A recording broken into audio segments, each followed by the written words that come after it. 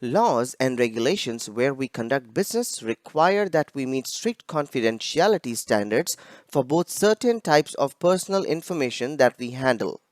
In addition, it is essential that we safeguard every business and confidential data that we deal with on day-to-day basis. We have developed an information security policy so that you will be aware of and follow these standards. The purpose of the policy is to protect the information that we deal with, handle it responsibly, and keep it confidential. Our policy is based on prudent and responsible business practices, contractual obligations, and laws and regulations. If you come in contact with confidential information in your place of work, this information must remain secure at all times. Access to confidential information is granted on a need-to-know basis only. We have given you the level of access needed to perform your particular job duties.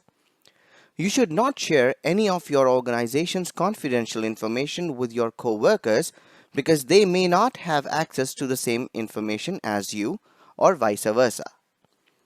Your electronic identity for purpose of accessing confidential information is your user ID and password. Protect your password at all times, even from your co-workers.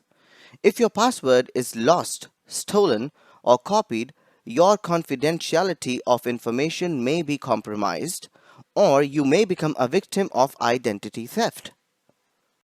Here are some ways to avoid identity theft. Memorize your password. Don't write it down. Make a hard-to-crack password, not one which is simple or obvious. Never let co-workers or anyone else borrow your password. Our policy strictly prohibits this, and doing so may result in disciplinary action. Use a password that is not immediately associated with you. A password based on one of your children, pets, or your birthday. Never write down your password or use an application save password feature. People who use your password to access company information are considered intruders. You should report intruders by notifying your managers and the IT department.